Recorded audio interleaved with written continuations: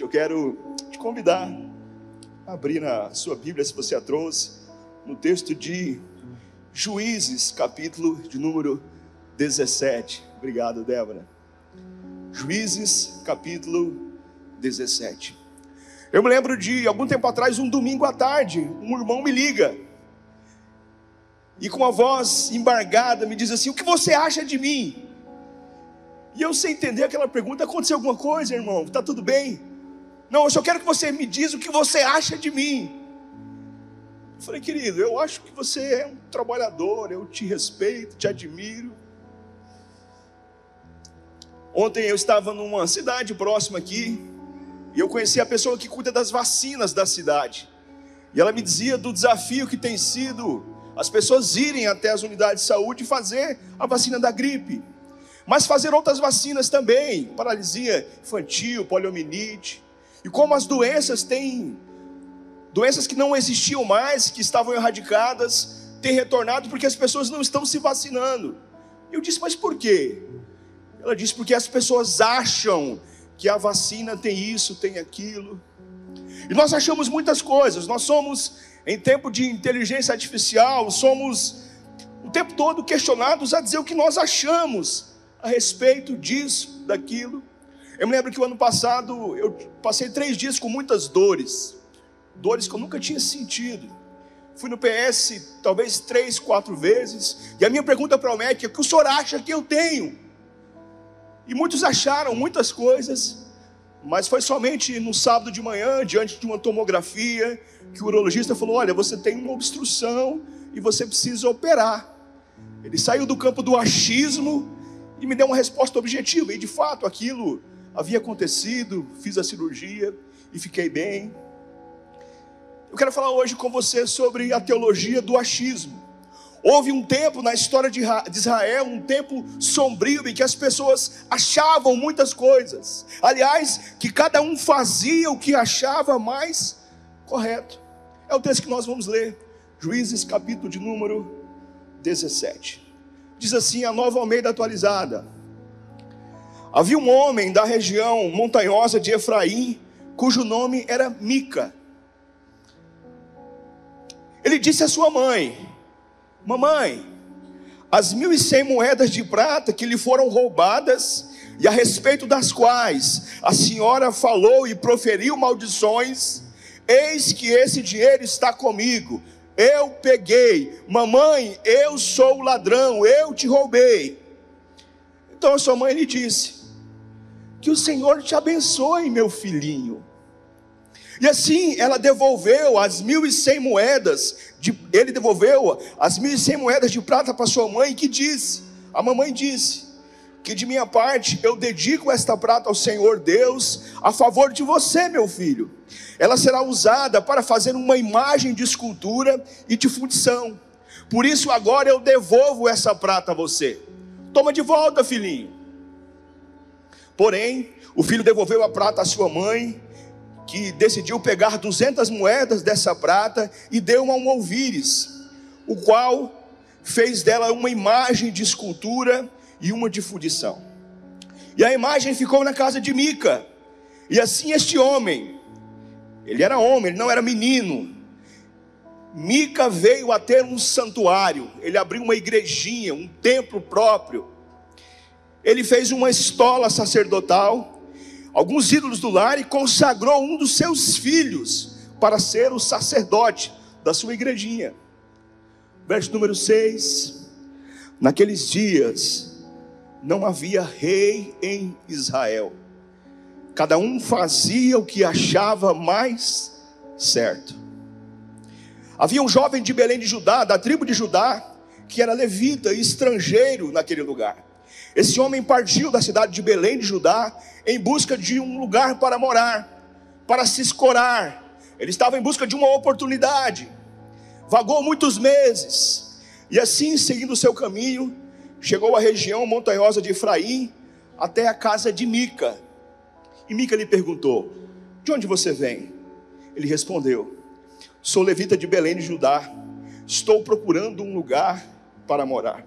Então Mica se animou. Mica disse: puxa, Deus mandou você aqui, fica comigo.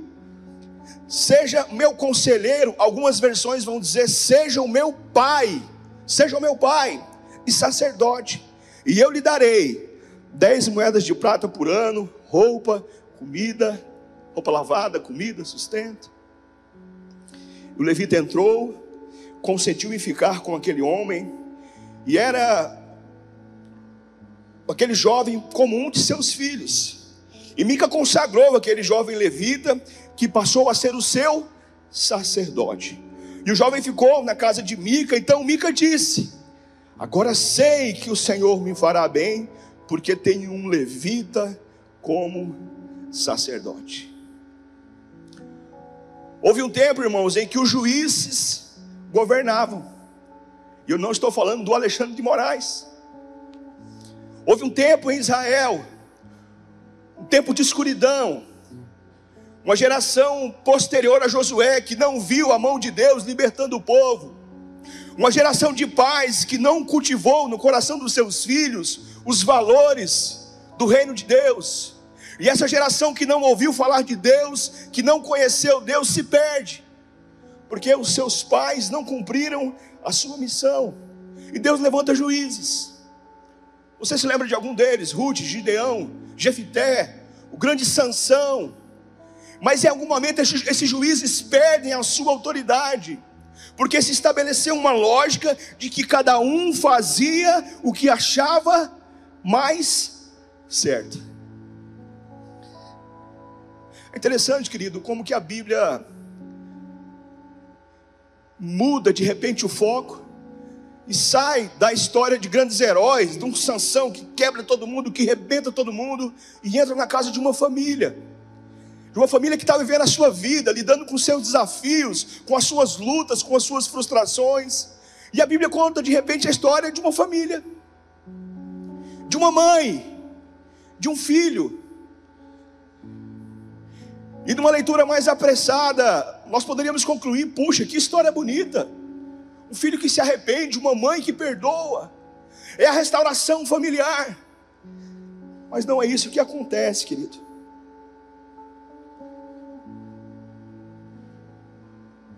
Esse filho rouba a sua mãe, e ele fica quietinho, e essa mãe começa a praguejar: Deus vai pegar quem fez isso, a mão do Senhor vai pesar, maldito seja aquele que roubou o dinheiro da oferta, porque ladrão bom é ladrão morto. E esse filho começa a ouvir a sua mãe praguejar, até uma hora que ele fala assim: eu tenho que contar. Ele começa a ter medo, e ele procura sua mãe. Verso número 2: mamãe, as 1.100 moedas de prata que lhe foram roubadas, e a respeito das quais a senhora proferiu maldições, eis que esse dinheiro está comigo. Mica não dá nenhum sinal de arrependimento, irmãos. Mica age pelo medo. O Mica aqui está mais próximo de uma colaboração premiada, alguém que está prestes a ser descoberto, de alguém que foi descoberto e agora precisa negociar a sua delação premiada, do que alguém arrependido. Ele tem medo da maldição da mamãe. E o que surpreende, irmãos, é a resposta dessa mãe: que o Senhor o abençoe, meu filho. Oh meu Deus, que menino lindo. E o texto diz, irmãos, que ela quer devolver o dinheiro para ele, e ele não aceita, porque ele tem medo agora daquela maldição que a sua mãe havia rogado. E ele diz: não, mãe, eu não quero. E ela tem uma ideia, irmãos, assim: num tempo em que cada um fazia o que achava mais certo, filho, então vamos construir um ídolo em adoração a você. Você é tão honesto, você é um filho tão precioso. E ela tem a ideia, irmãos, de levantar um altar em adoração ao seu próprio filho. Porque na teologia do achismo, cada um faz o que acha mais certo. Ela decide beatificar o próprio filho. Nós estamos diante de uma relação doentia, irmãos, de uma mãe passional. E você deve ter percebido que há um sujeito oculto aqui nessa história. Esse homem tem pai. Nós não sabemos se ele morreu da guerra ou se ele é tão somente um omisso mesmo. O fato é que essa mãe ama tanto esse filho, e esse amor se transforma numa idolatria. Esse amor se transforma numa idolatria familiar. E ela abre uma igreja, ela abre um templo, um lugar de adoração para o seu filho. Isso é tão sério que o filho agora decide consagrar o próprio filho para ser sacerdote desse templo. Isso não era inadmissível, irmãos, na estrutura de Israel. Um sacerdote só era consagrado por outro sacerdote. Não havia um lugar de adoração que não era o tabernáculo de Deus. Mas essa mãe, carregada de um amor passional, cria um tipo de idolatria familiar que se estrutura até os seus netos. O amor cura, querido. O amor cura. O amor é um remédio. E como todo remédio, ele precisa ser usado de forma adequada. Como um remédio que precisa ser bem dosado, nos dias, nos horários. Se ele se exceder, ele tem efeitos colaterais devastadores. É interessante, irmãos, esse texto não fala da esposa dele. Ele tem filhos. Porque a sua relação com a sua mãe era tão doentia que eles se bastavam. A teologia do achismo cria um tipo de idolatria. E essa idolatria não acontece da noite para o dia. Eu tive a curiosidade de converter, irmãos, essas moedas de prata em reais. E segundo, consegui para dólar e converti para dólar. Seria mais ou menos 50 mil reais que essa mãe tem em casa. 50 mil reais de oferta. 50 mil reais de dízimo que ela deixou na sua casa, que ela deixou de levar ao tabernáculo, ao templo, ao lugar de adoração. Porque na teologia do achismo, cada um faz o que acha mais certo. E talvez ela não concordava com o sacerdote do dia. Talvez ela não concordava com a forma com que o templo estava sendo conduzido. Talvez ela não concordava porque ela achava muita coisa. Porque cada um fazia o que achava mais certo. Eu leio esse texto, irmão, vivendo alguns conflitos familiares, lidando com situações pessoais, pedindo estratégias para Deus. Eu percebo duas coisas nessa história. Que no mundo real, filhos mentem e pais erram. Que bom seria, querido, que os nossos filhos nos ouvissem o tempo todo. Que bom seria se nossos filhos nos obedecessem. Mas você, pai e mãe, já foi filho um dia. E quantas vezes você precisou mentir para o seu pai e a sua mãe para acobertar um erro, uma vergonha? Filhos mentem, pais erram. E essa é a história da Bíblia. Essa é a história dos grandes homens de Deus. Essa é a história de Abraão, de Isaac e de Jacó. Essa é a história dos grandes heróis, Davi, Noé. Pessoas que erram, que experimentam conflitos familiares que doem na sua alma. Alguém já disse que é mais fácil governar uma cidade do que educar uma criança. E eu imagino que essa frase tenha sido dita antes da inteligência artificial, irmãos. Nosso desafio parece muito maior. No ano passado eu estava numa aula, a professora nos entregou um artigo e diga assim: faça o fichamento. E eu comecei a fazer o fichamento, e era em dupla. E eu virei para minha colega, o fichamento dela estava pronto. Eu falei: como que você fez isso? Você é um fenômeno? Ela falou assim: não, ChatGPT. Eu falei: o que é isso? Ela falou: vou te explicar. Só você colocar o nome aqui do fulano. E queridos, perfeito. E eu fiquei lendo, camelando o texto todinho, pontuando, e o dela ficou muito melhor do que o meu.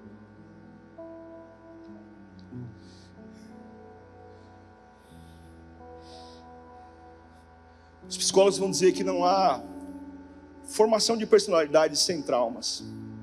Uma relação de pais e filhos que não seja permeada por traumas, conflitos, frustrações. Eu pensava a respeito disso, irmãos, e me veio muito forte no coração uma imagem. Eu não sei se eu ouvi isso em algum dia, em algum lugar, mas me veio a imagem de soltar pipa. Numa época que a gente não comprava pipa, a gente tinha que ir lá, tirar o bambu, preparar ele, colocar, amarrar, e dá trabalho fazer pipa. Você não tem ideia do trabalho que dá fazer pipa. Ela tem que estar bem amarradinha, tem que ter um equilíbrio, uma simetria. Aí você comprava seda, a cola precisava secar, e você fazia a rabiola, e você precisava ajustar as coisas simetricamente para que aquela pipa subisse. E educar filhos é como soltar pipa. Exige de nós equilíbrio, tempo, dedicação. E tem uma hora que a gente solta. Mas a gente não joga como quem joga um pássaro, não, irmãos. A gente fica segurando na linha. E tem uma hora que a gente dá uma puxadinha para perto. Tem uma hora que a gente solta o carretel e a pipa vai e a gente traz para perto. Mas no final, irmãos, a gente enrola, traz a pipa aqui para o coração e leva ela para casa. Porque nesse tempo, cada um fazia o que achava mais certo. A teologia de Jesus, irmãos, ele conta de um pai, de uma família. Um desses filhos chega para o pai e diz: pai, eu queria que o senhor tivesse morto. Eu quero o seu dinheiro. Eu quero viver sem prestar conta e eu quero ir para longe. Eu não quero receber o WhatsApp seu, não quero receber direct. Esquece de mim. Dá só o que me cabe. E o pai, cheio de amor, cheio de graça, entrega aquilo que é seu e aquele filho vai embora. E o texto diz que ele vive dissolutamente. Ele tem muitos amigos. Enquanto tem dinheiro, ele tem muita gente ao seu redor. Mas na hora que seus recursos acabam, ele se pega desejando comer lavagem.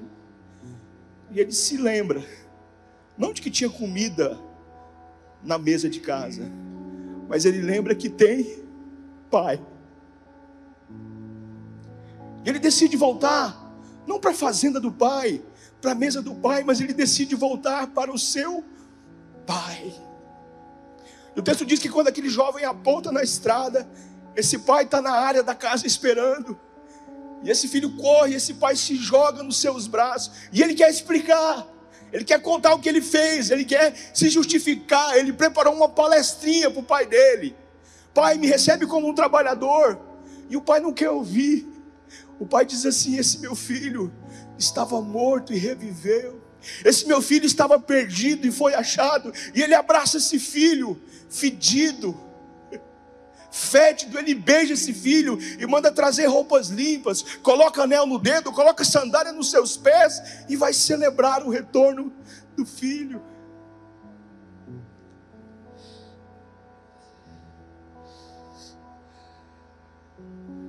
Essa é a teologia da graça de Deus. Não importa o que você fez. Isso é chocante, irmãos.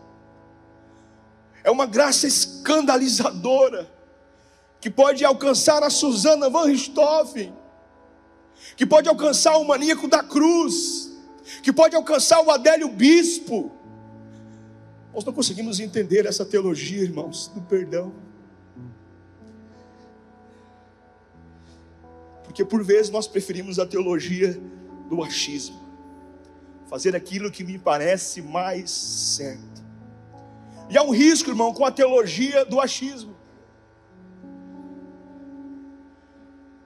Agora o texto deixa a casa de Mica e vai para o templo de Mica, para a sua igreja.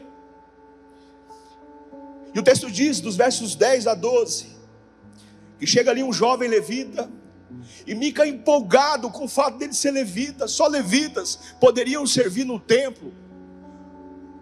O templo era cuidado por levitas, da portaria ao altar, o incensário, tudo era feito por levitas. E Mica disse: fique comigo, seja o meu pai sacerdote, e eu lhe darei 10 moedas de prata por ano, roupa, sustento. E eles concordaram no seu contrato sacerdotal.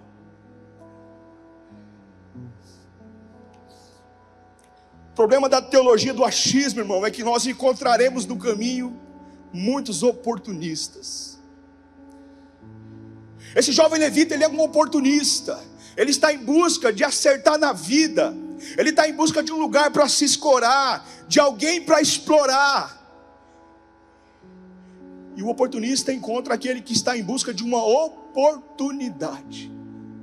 São expressões muito parecidas, irmãos, mas que têm motivações completamente diferentes.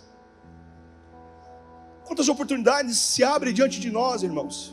O gaúcho diria, o Jair, que o cavalo passa encilhado, preparado para você montar. Portas se abrem sobre nós, e essas portas abençoam outras pessoas.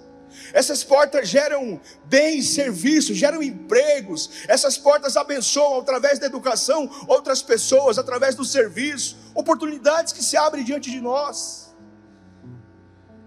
Diferente de oportunismo. O oportunista, ele é inescrupuloso. Ele não está preocupado com você. Ele está preocupado em se dar bem. E ele fará aquilo que for necessário para se dar bem em cima de você. E oportunistas existem em todos os lugares, irmãos. Todos os lugares, alguém está procurando alguém que está desesperadamente esperando uma oportunidade. Já ouviu essas entrevistas de delegado falando sobre golpe? Via de regra, é alguém esperando uma oportunidade que encontra um oportunista. E os oportunistas são especialistas, irmão, em ler a gente, em ver o que nós estamos esperando. Há 2 anos atrás, eu fui ao Rio de Janeiro com a minha esposa, numa lua de mel. Eu estou lá em Copacabana, no Leblon. Eu desço para almoçar, irmãos, e eu sento numa mesa, tem um senhor forte do lado, começa a puxar conversa. Carioca, de onde vocês são? Aquela coisa toda.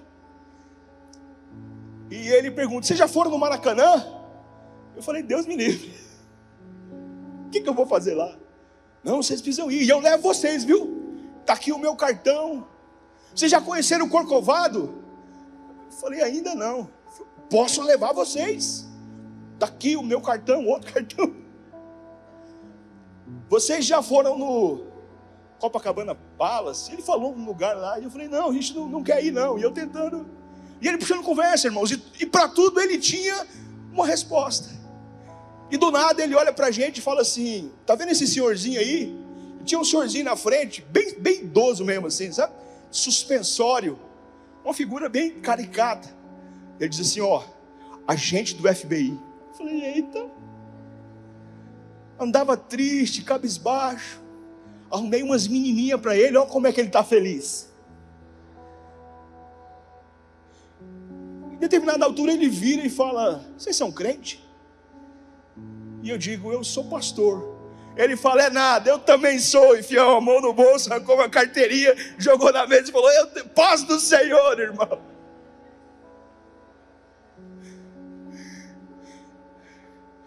Alguém que está em busca de uma oportunidade.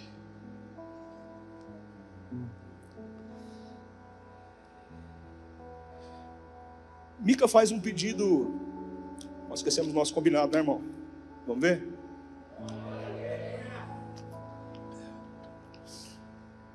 Mica faz um pedido tão genuíno, irmãos. No verso 10: seja o meu pai, cuida de mim, ocupe uma lacuna no meu coração que não foi preenchida, ofereça para mim aquilo que eu não recebi do meu pai. E o texto continua, irmãos, dizendo que ele teve que cuidar daquele menino como se fosse seu filho, porque ele era um oportunista, irmãos. E ele consagra esse menino como seu pastor. Ele havia consagrado o filho, e talvez tenha sido uma experiência traumática, e agora ele mesmo decide consagrar. Ele contrata primeiro, fecha o acordo comercial, quanto que será, como é que vai pagar, porque nós estamos diante de um oportunista. E ele consagra, impõe as mãos e diz assim: eu consagro agora o meu sacerdote.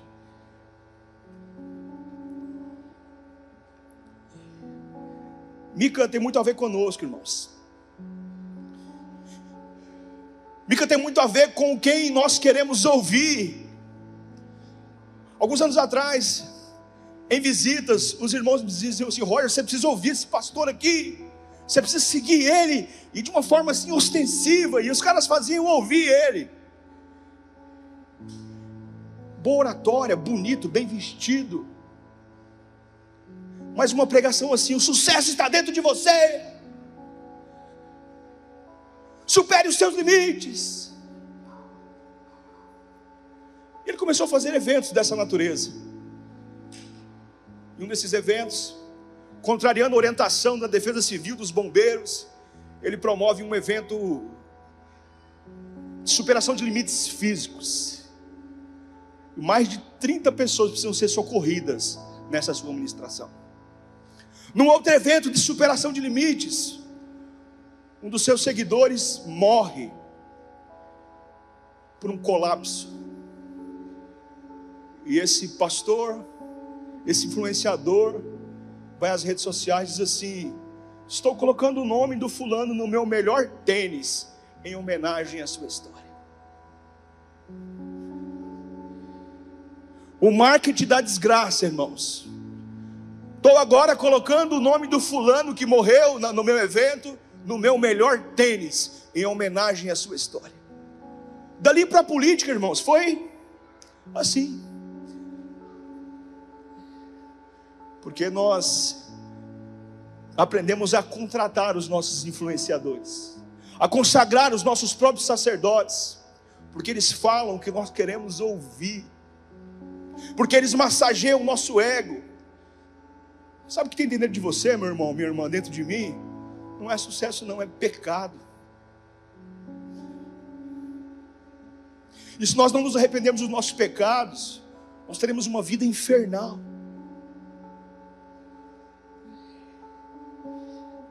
Porque na teologia do achismo, cada um faz o que acha mais certo. Tudo vale a pena se a alma não é pequena. Lulu Santos canta, né? Legítima é toda forma de amar. Então ame a criancinha.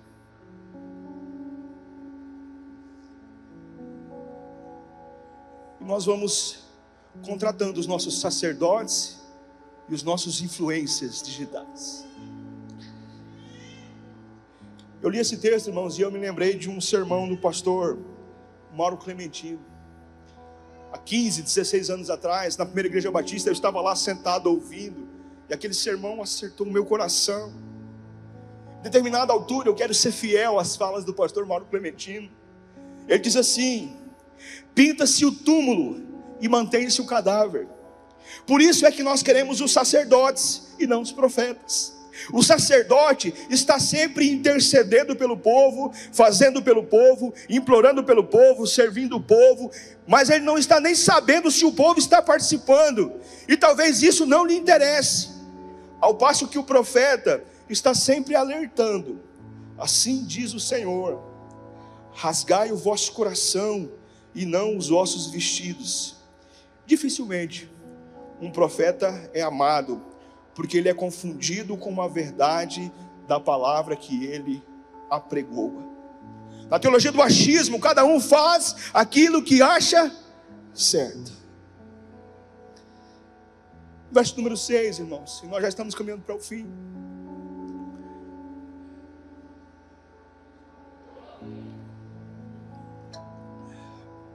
Na teologia do achismo, cada um faz o que acha mais certo, porque tem uma condição. Naqueles dias, não havia rei em Israel.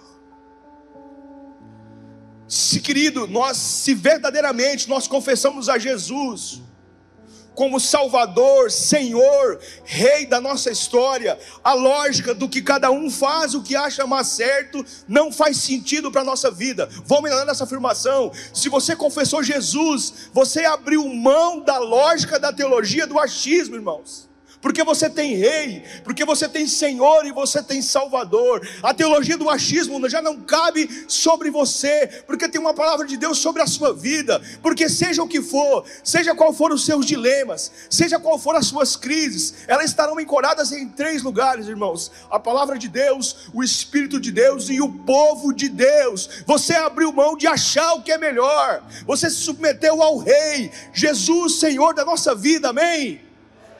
Em nome de Jesus, vença essa mentalidade. Talvez algumas palavras não massageiem o seu coração como você gostaria. Esse texto me confrontou muito, irmãos, há 17 anos atrás. Eu não tenho dúvida que se eu estou aqui, foi porque essa mensagem me alcançou. Porque é melhor ser servido, irmãos, melhor ser paparicado, do que ouvir palavras que nos confrontam, que nos leva para um outro lugar do nosso relacionamento com Deus, para que a gente deixe de ser menino, para que a gente não construa a nossa própria igrejinha, com gente que pensa igual a gente. O nome disso é seita, irmãos. Uma das coisas mais lindas da igreja, irmãos, é a capacidade que nós temos de caminhar com pessoas que pensam diferente de nós. Isso se chama de diversidade, diversidade de dons, diversidade de ministérios. Paulo diz que não há grego, não há judeu, não há homem, não há mulher, não há jovem, não há idoso. Quando o Espírito Santo ele é derramado, irmãos, talvez seja o evento mais democrático da história. 120 pessoas das mais diversas nações, adolescentes, jovens, homens, mulheres, escravos, são batizados pelo Espírito Santo de Deus. E nós abandonamos, irmãos, fazer aquilo que eu acho mais certo, porque eu acho tanta coisa.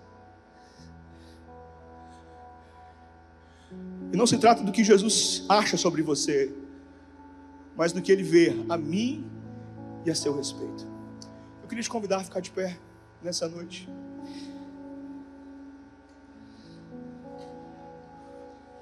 O convite do Evangelho é que a gente caminhe com Jesus, que a gente faça como Jesus, que a gente, como a menininha do açougue, ouça Jesus. Mas nós precisamos nos desfazer de alguns altares. Nós precisamos abandonar uma religião de conveniência, que vamos até quando nos serve. Reconhecer que existe um Rei soberano, Senhor da história. Quero te convidar a fechar os seus olhos. A palavra de Deus, ela se revela de modo diferente a cada um de nós. E a minha oração é que o Espírito Santo traga ao seu coração decisões dessa noite, que você tenha resoluções. A partir de hoje eu preciso mudar essa relação. Eu preciso amar os meus filhos, mas eu preciso discipulá-los, para que na hora que eu soltar a pipa, eles voem e abençoem as nações. Eu preciso me submeter ao discipulado, as minhas falhas de caráter, as minhas limitações, os meus erros, porque nós erramos, querido. Mas não chame o seu pecado de erro, chame o seu pecado de pecado. O pecado deve ser confessado e eles são perdoados. Malaquias diz que são jogados no mar do esquecimento, irmãos. Alguém já perdeu uma coisa no mar e achou depois, irmãos? Meu sogro perdeu a dentadura, ficou uma semana sem dar uma risada, nunca achou a dentadura. São jogados no mar do esquecimento. Feche seus olhos. Obrigado, Pai, por essa noite. Obrigado, Pai, pela Tua palavra, Deus. Nós não queremos fazer aquilo que nós achamos o mais correto, porque nós temos um Rei, Pai, porque nós temos um Senhor, porque um dia nós confessamos, Pai, que o Senhor é Rei da nossa história. Por isso nós queremos deixar toda passividade, toda idolatria, Pai, que nos impede de entrar nesse lugar de relacionamento com o Senhor. O Senhor diz que está à porta e bate, e aqueles que ouvem e abrem a porta do seu coração, o Senhor entra e janta conosco, se relaciona conosco. Por isso vem em nós, Pai, se há algum caminho mau, se há algum ídolo ó Deus, que tem roubado o seu lugar como Senhor, Rei da nossa história, e nos mostra nessa noite quais são os altares a serem derribados, para que o Senhor reine verdadeiramente em nossa casa, para que o Senhor reine verdadeiramente na educação dos nossos filhos, para que o Senhor reine verdadeiramente nessa relação conjugal, para que o Senhor reine verdadeiramente na nossa vocação, para que o Senhor reine verdadeiramente sobre os nossos sonhos, sobre as motivações mais íntimas do nosso coração, Pai. Nos livra de oportunistas que passam pelo nosso caminho, Pai. Nos livra, Senhor, dá discernimento. Pessoas que foram feridas por levitas oportunistas, pessoas, ó Deus, mal intencionadas. Cura-nos, Pai. Nos ensina a olhar para o Senhor, autor, sustentador da nossa fé, Pai. Em nome de Jesus, queremos vencer, ó Deus, as conveniências. Queremos, ó Deus, caminhar, conhecer e ser conhecidos pelo Senhor, Pai. Muito obrigado, Pai. Queremos caminhar, queremos ser como o Senhor, queremos ser discípulos, sermos reconhecidos como discípulos, filhos e filhas amadas do Senhor, Pai. Muito obrigado, Senhor, por essa noite. Guarda essa palavra em nosso coração. Guarda essa palavra, Deus, nos nossos relacionamentos mais íntimos, e que o Teu nome continue sendo glorificado e o Teu reino se estabelecendo nessa terra, a partir de cada um dos nossos lares, Pai. É o que nós pedimos, em nome de Jesus. Em nome de Jesus. Vamos cantar essa canção mais uma vez? Precioso Jesus, aos teus pés aqui estou. Que eu poderia te oferecer por tudo que tu és. Tudo que tenho eu derramo aos teus pés. Não importa quanto custou, Jesus, teu valor é maior. Eu encontrei o meu tesouro. Eu encontrei o bem mais precioso. Eu encontrei o meu tesouro. Eu encontrei o bem mais precioso.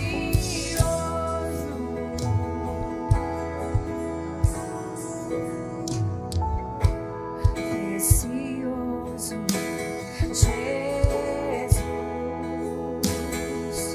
eu amo o som da tua voz. Tuas palavras são mais desejáveis do que o mais doce mel.